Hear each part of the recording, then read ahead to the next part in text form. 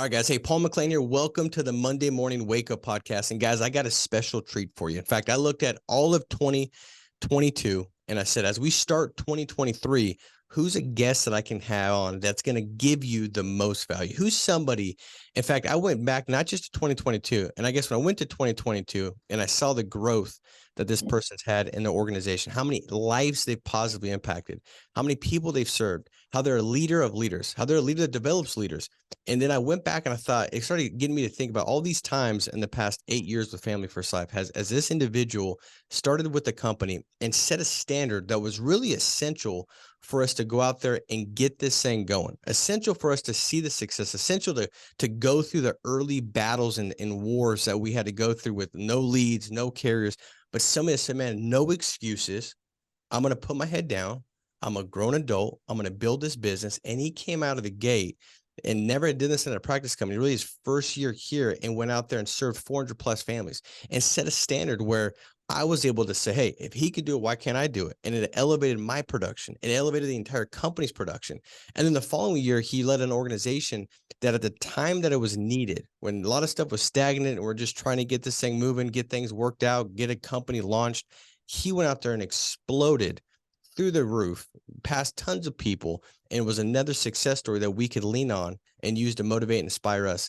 And now he's gone out there and he's developed a business of helping, I don't know, what is it, 10,000 plus families in a month. And a great buddy of mine, a really good friend. And so, guys, I want to welcome Marc Mead on today. What's up, my man?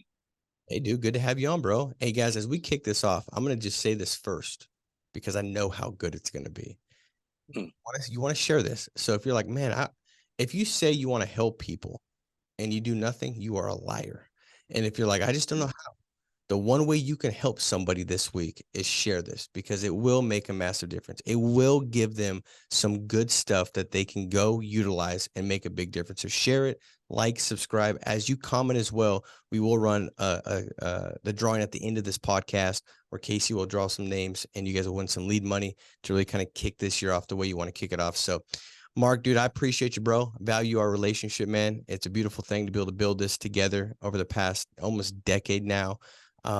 What I want you to kind of talk about, Marc, is I know you've seen many different years. There's been years where you're like, man, that was a great year. It was a breakthrough year, and I know that you've had years where you're frustrated and you're thinking like, dude, this year, if we could just, this was not a good year and you didn't see the results you wanted. Love for you to unpack because everybody on here, man, they had one of those 2 years they just had in 2022. They either had a year that it went really great or they had a year where they just said, man, it didn't go the way I wanted it to go. What caused it to be? What were some things that led you to have that great year? What were some things you believe as you looked at that year that wasn't great that you learned and that you figured out that if you did, it would help you have that great year? Just kind of unpack some things that, you believe are going to lead somebody to a massive year as you've experienced both those things. Well, first off, thank you, Paul, for having me on. I appreciate the introduction. And, every year we try to go out and have a great year.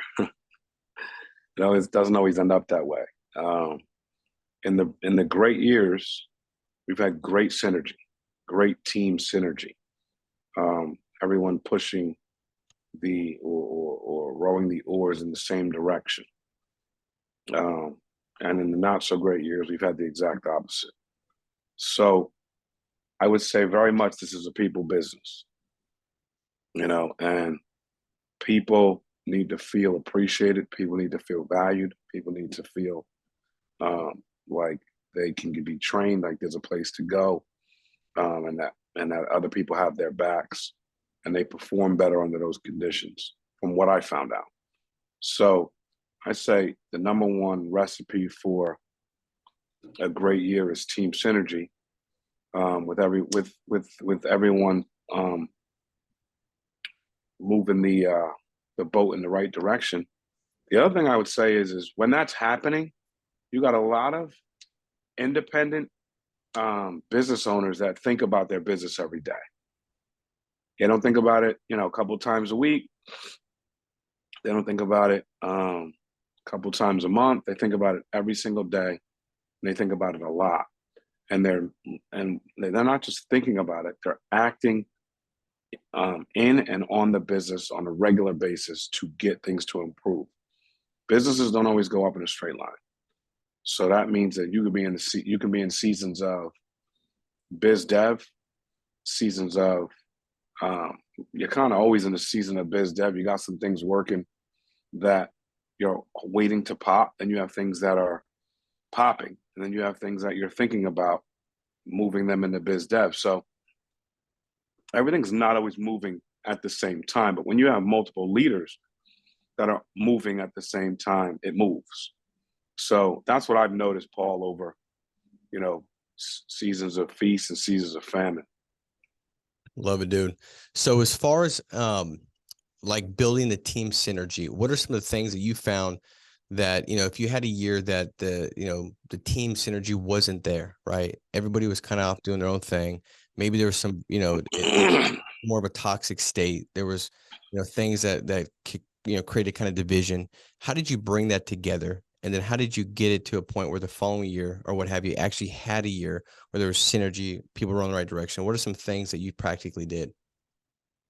I think the meaning, the saying, love conquers all is true.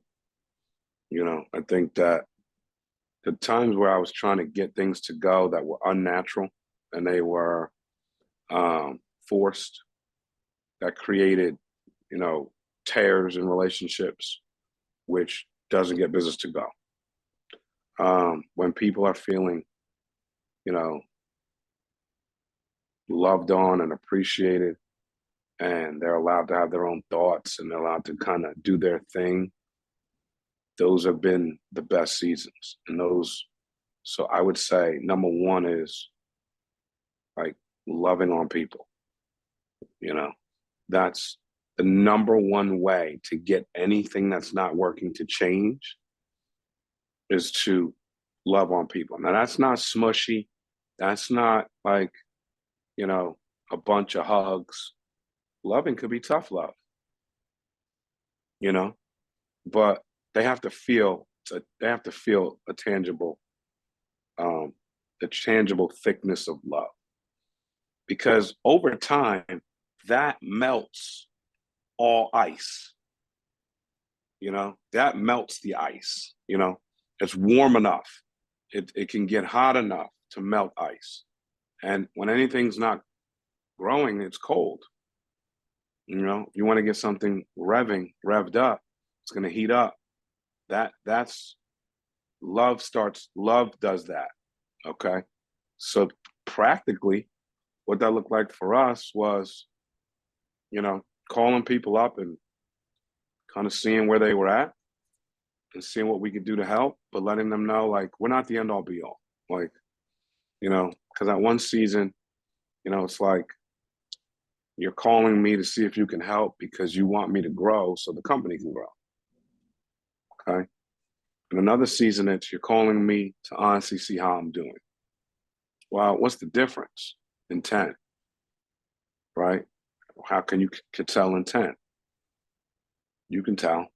It was like a client that can tell if you're only here for the commission. It's like an agent that can tell if you're only here for the override. You can tell. And I think that, asking people how they're doing, asking people how their family's doing, those are legit things that don't get said enough. And it's not a big deal in one conversation, but over time, that becomes a massive deal. It's kind of like, going to a hotel that treats you really nice it's cool, it's awesome, but the brand doesn't grow because one hotel took care of you. It's when you go to that same chain over and over and over again, and they treat you nice every time, you go, I like these guys. So you got to have a game. You got to be in the long game, I think. And you got to put people ahead of yourself. Which again, the easiest way to put people ahead of you is to put people ahead of yourself, is to put your oxygen mask on first. You can't die putting people ahead of you. But if you can breathe, As long as you can breathe, you can start putting people in front of you. And oxygen mask in our business is selling, making sure you have money every week to take care of your business expenses, your personal expenses, and your family. Once you can do that, you need to understand how important other people's needs are so that you can help them with those needs. I think that over time also has a positive effect on the way people feel. I think people are looking to go faster and harder and longer for people that they know value them and have their back. I love that, dude. Let me ask you this, Mark.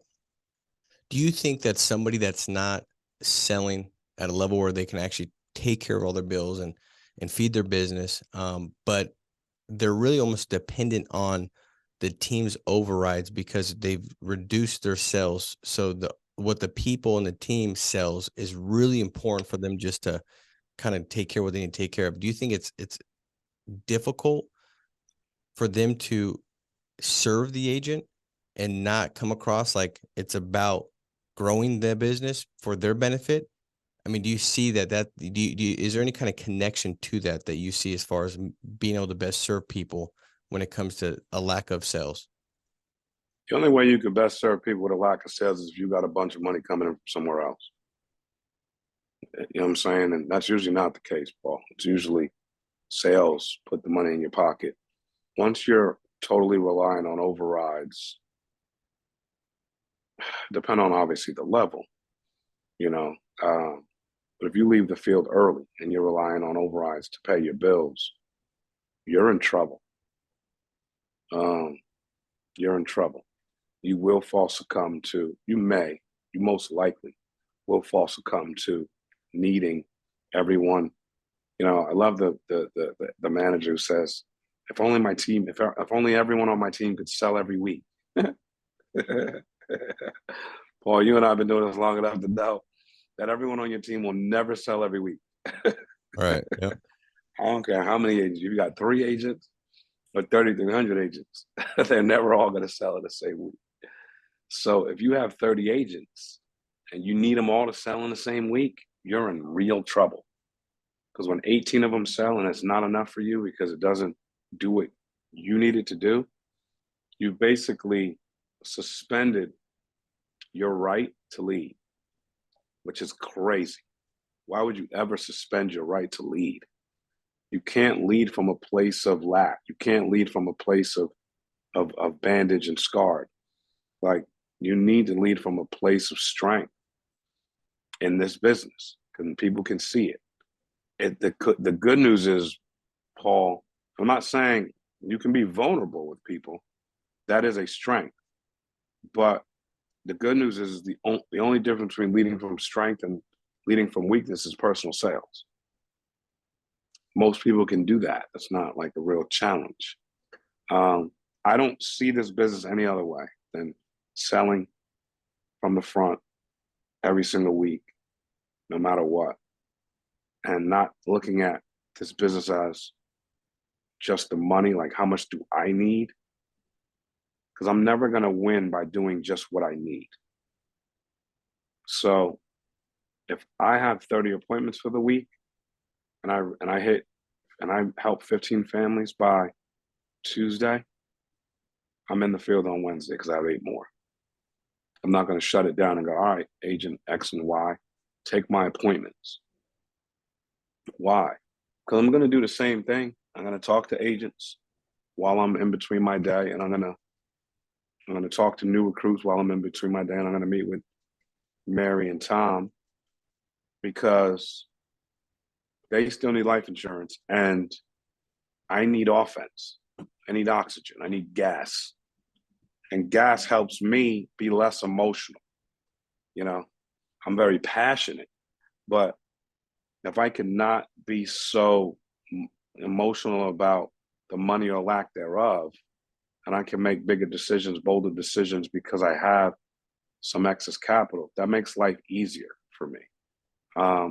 That's what I've experienced in this business is seeing the field, seeing running business as a complete battering ram to expenses, to emotionality, to my ability to lead, to recruiting. It was a complete offensive juggernaut. And I'm thinking, why wouldn't I have that juggernaut with me, Paul?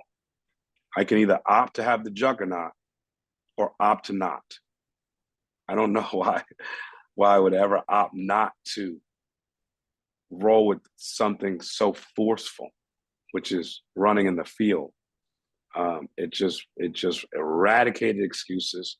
It created insane credibility. It gave money to just, bludgeon the business. Like, there's so much positives to just working. I don't know if I could do it a different way. Yeah, well, I can tell you this much, man. I think that a big part of the DNA of Family First Life was leading by example and going out there and selling at such a high level where you didn't need the agents. And then also it helped you with time management, spending time with the right agents because you were so, focused on getting your numbers done for the week and selling at a high level. And I think that, Mark, you were very instrumental with putting that into the Family First Life culture and how you built it and what you did to it.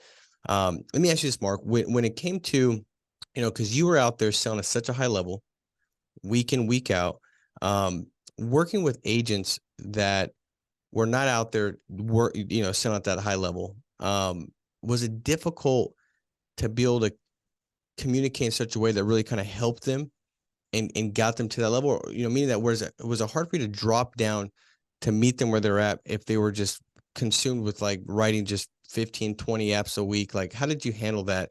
Really meeting the agent where they're at and taking them to where they wanted to go when you were at such a high level where you didn't understand like how you could not go out there and help this many families?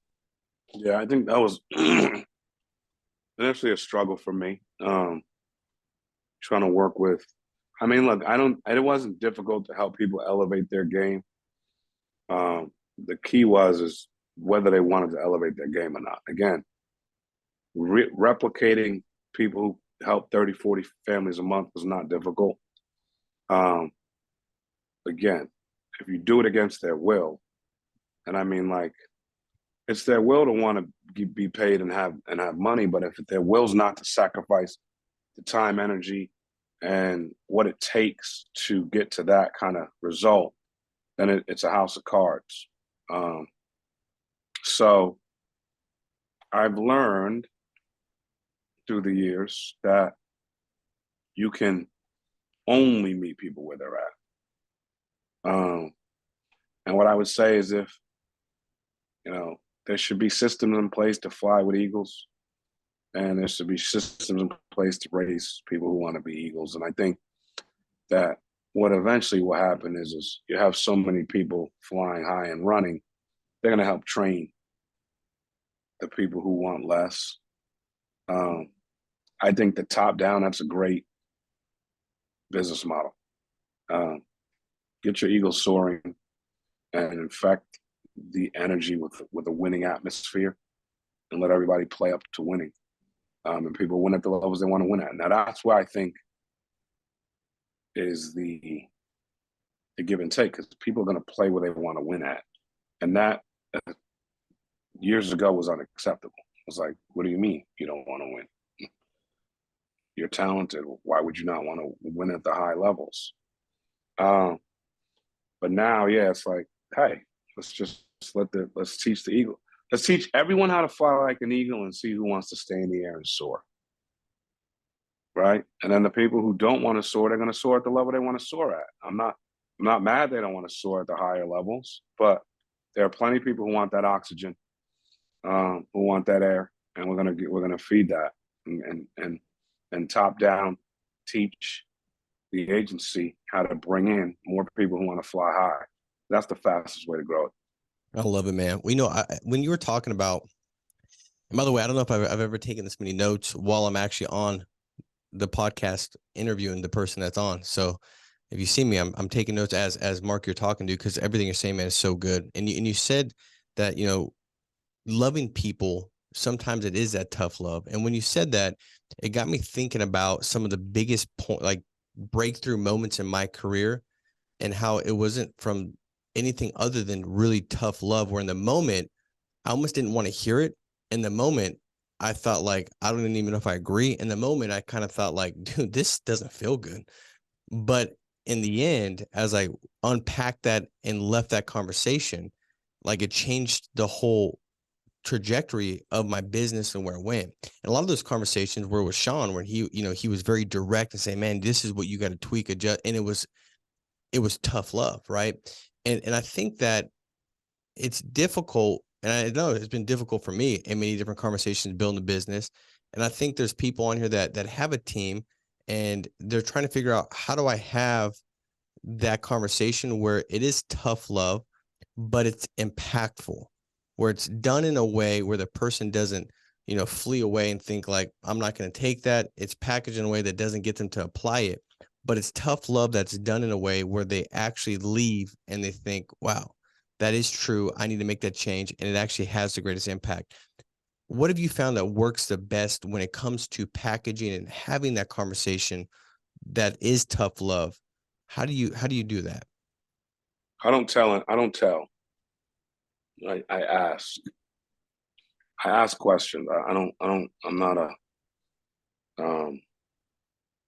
not going to sit and lecture. I'm not going to sit and go over points and points.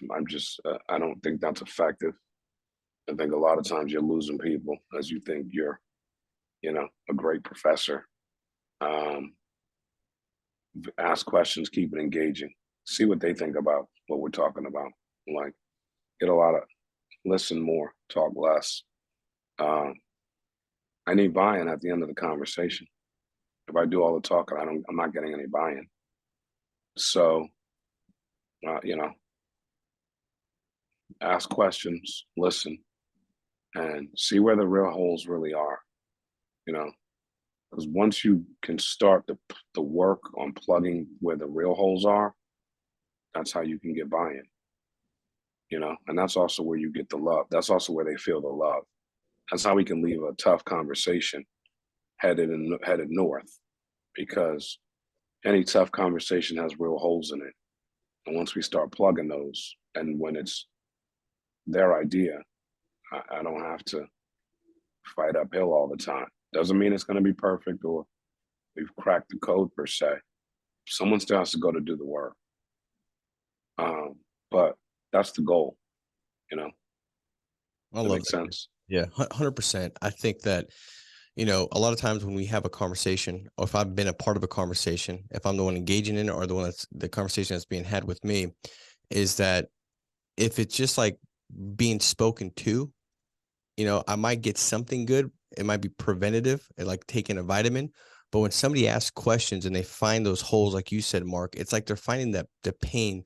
And in that pain, when you package in love, you become the painkiller that's killing that person, that Hmm. pain that's there. And I think that's where really you leave and you're like, man, that was an impactful conversation. And I just believe that I feel the most fulfilled when those conversations are being had.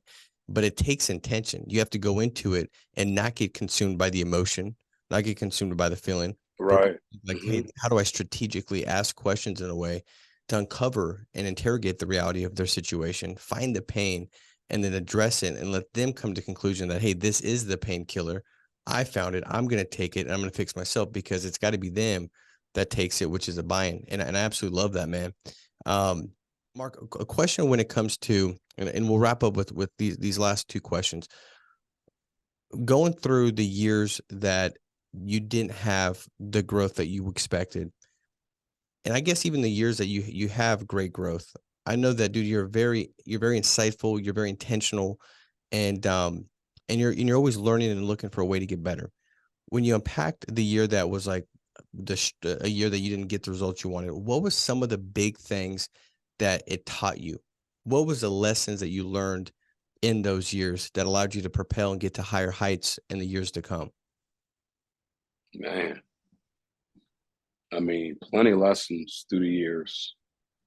Um, Really in good years and in not so good years. Not so good years teach you more if you're trying to get better. Um, You know, it's the biggest, some of the biggest things I learned is it really is a game of leaders. It's a game of partnerships. It's a game of value. If people feel valued, they can perform.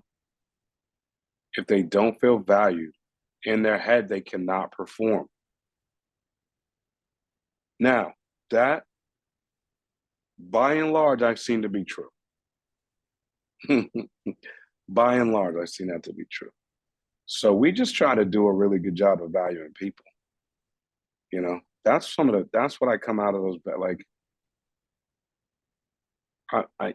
it's hard because there was so many years, Paul. We're in year 10 right now. And there was just like a blackout period of like no growth. But it was based on, you know, a lot of things I didn't know about leadership or people. And I feel like when I started to uncover some of those things, you know, 19, we grew. It was stagnant growth. 20, we grew. We grew by probably 70%. In 21, we grew by 100%. In 22, we grew by close to 80%. This is the byproduct of learning how to help people. Like, I guess the best way to say it is how to help and serve people. Right? I mean, like, that's really the business we're in at high level. We're in the business of helping and serving people. That sounds so generic and so cliche and blah, blah, blah. But I've learned that is at the paramount of a partnership is servant leadership.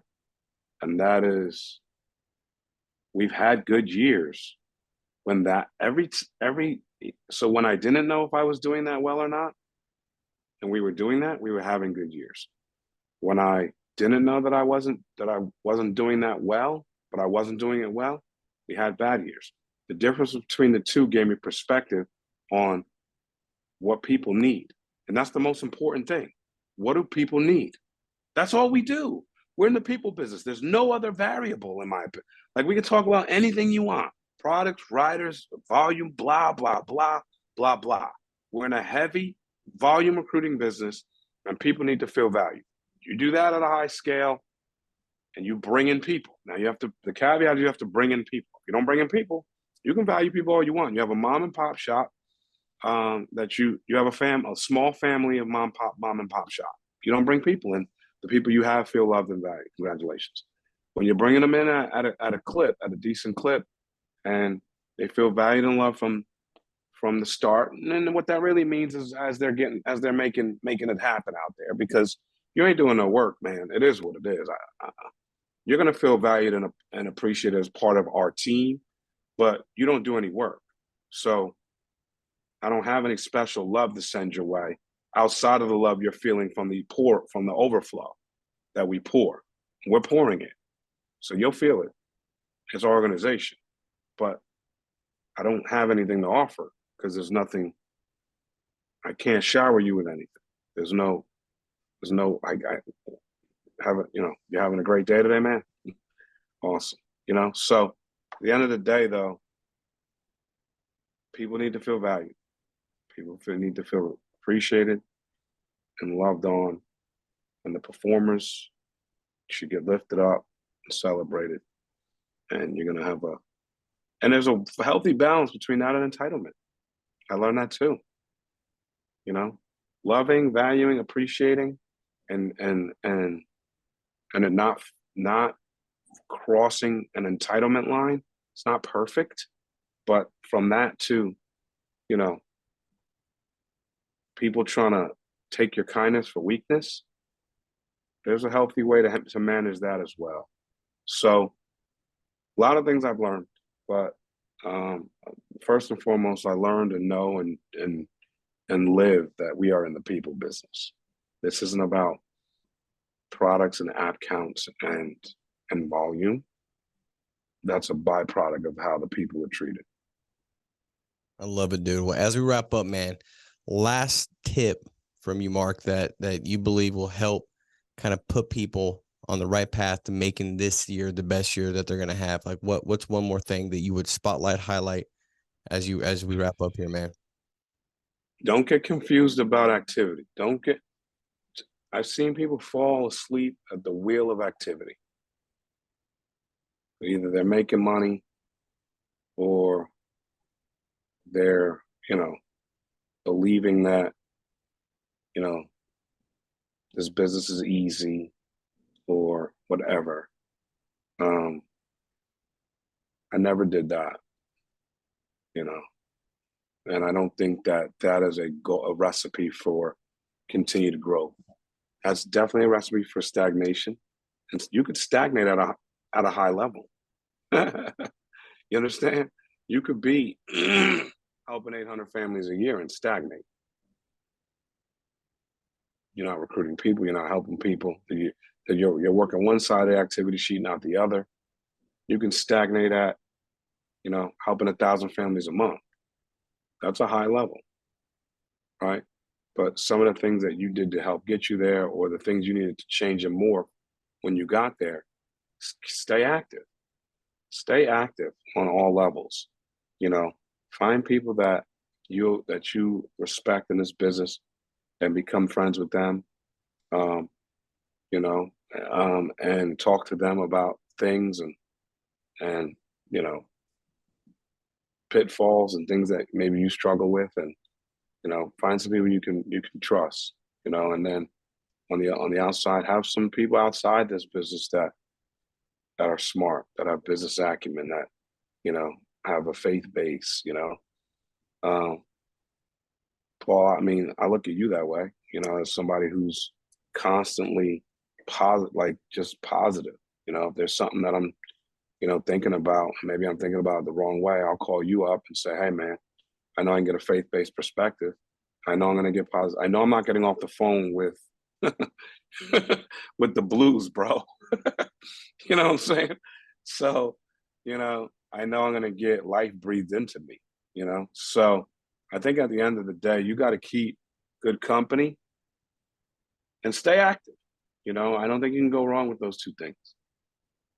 Well, dude, I appreciate you, man. This has been so good. And I think that, that really could be the North, that could be the North Star for everybody to kind of follow as they want this year to turn out the way they want it to turn out, which is activity, association, and attitude, man. If you put all those three things together, which a lot of this strong, was talked about, I think that you're going to see a new you. And I think if you want a new year, a changed year, you got to be a changed you. And I think a lot of these things we spoke about, man, was like, what can you take from last year? What can you reflect upon, tweak, adjust, put it into this year? What are some things that are going to help keep your feet on the right path? And all the stuff you addressed, man, was so good. So guys, let's go out there and make it a massive week. Hey, it starts now. It starts right now. So before you let the rest of the day, the busyness of the day take you away, and then tomorrow's the same as it was today, and the next day is the same as the following day, pause for a second and just say, hey, what are some things, some truths that I heard?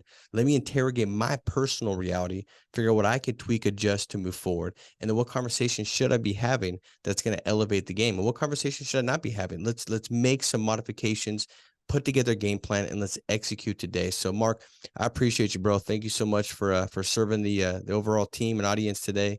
I value you, man. Appreciate you. I love you, brother. Love you too, man. Appreciate you, bro. Thanks, Paul. Hey, let's go out there, make it a big week. Be strong, stay steadfast. Talk to you soon. Bye-bye.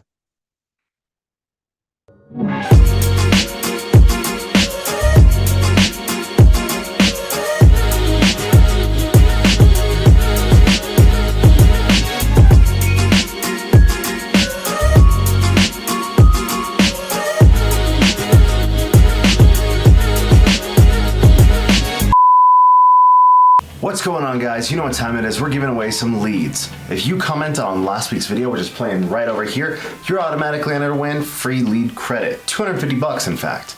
So leave a comment on this video right now so you're entered to win next week. Without further ado, let's see who our first winner is. Orlando Reyes, amazing podcast, learn from top producers who are crushing and follow what they're doing. Fire emoji. Our second winner is Heather Holcomb, We sure are the only ones. God wants us to make it better and create. Love this. Our third winner is Benjamin Rosia. Beautiful stuff, Paul. Thank you for the motivation. This kind of stuff means the most coming from someone who's applied it themselves and come out above where they were.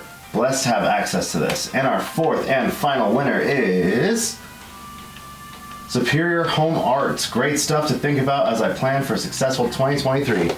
Guys, it's that simple. Just leave a comment. We love seeing them. We love reading them. And you could win $250 worth of free lead credit. And you have 4 chances every single week. So comment right now, and we'll see you next Monday. Take care.